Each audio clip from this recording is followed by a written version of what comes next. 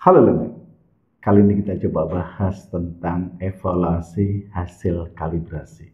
Saat kita melakukan kalibrasi, maka dalam sertifikat hasil kalibrasi tersebut, ini kita dapatkan hasil ketidakpastian dan koreksi. Apakah alat tersebut ini bisa layak pakai atau tidak? Kita harus evaluasi. Bagaimana antara koreksi dan ketidakpastian tersebut dibandingkan dengan toleransi. Kali ini kita bahas evaluasi hasil kalibrasi ini dengan beberapa kriteria. Yang pertama, ketika hasil kalibrasi ketidakpastian ditambah faktor koreksi, dua-duanya harga mutlak, absolute value. Ini kurang dari satu toleransi atau satu akurasi atau satu maksimum permissible error. Di dalam hasil kalibrasi ini, kinerja peralatan dalam keadaan layak pakai dan koreksi diabaikan. Jadi kita hanya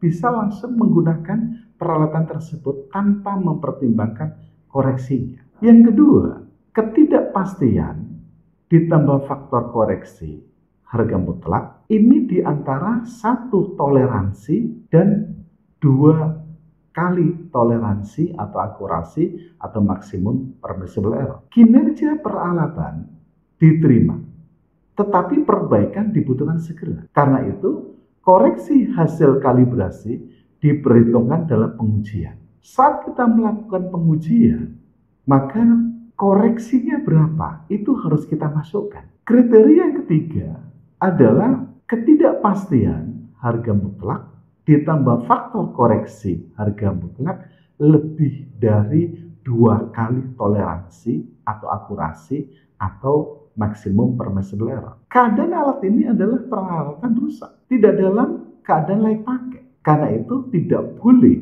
digunakan dan harus diperbaiki hingga menunjukkan kinerjanya baik serta harus kalibrasi ulang. Ini adalah bagian dari peralatan-peralatan yang kita kalibrasi. Ada spektrofotometer, pH, termohygrometer, stopwatch, labu ukur, termometer, atau buret. Ini semua alat ukur harus dikalibrasi. Kriteria keempat adalah enclosure, yaitu peralatan ukur dengan sistem tertutup. Misalkan oven, inkubator, autoclave, ataupun freezer. Batas keberterimaannya adalah R0 lebih kecil atau sama dengan 2x derajat Celcius. R0 adalah specified overall variation, yaitu suhu pengukuran maksimum dikurangi suhu pengukuran minimum. Dan batasan metodenya adalah plus minus x derajat Celcius.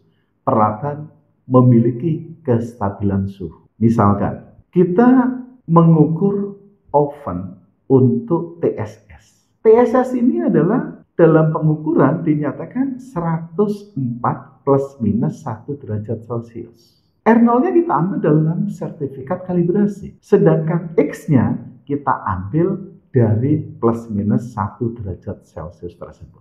Apakah peralatan enclosure ini kestabilan suhunya bagus? Kalau memang bagus, maka apakah layak pakai? Kalau tadi kita layak pakai, kita sudah bahas di dalam kriteria yang pertama. Ketidakpastian ditambah faktor koreksi ini kurang dari satu toleransi dari enclosure tersebut. Ini adalah contoh gambar dari peralatan-peralatan enclosure. Yang kelima, ini adalah LOP. LOP adalah limit of performance. LOP ini sama dengan 2,26 SD ditambah ketidakpastian maksimum ditambah faktor koreksi maksimum ini kurang dari 5 kali resolusi dari timbangan analitik. Timbangan analitik ini layak pakai jika batas unjuk kerja atau limit of performance tersebut di bawah 3 kali resolusi. Batasan LOP adalah 3-5 resolusi. Ketika LOP-nya berada antara 3-5, maka kinerja diterima tetapi perbaikan analytical balance tersebut dibutuhkan segera dan koreksi diperhitungkan dalam penimbangan. Ini contoh analytical balance dan top loading balance yang harus kita kalibrasi dan kita evaluasi. Demikian yang kita bisa sampaikan. Terima kasih.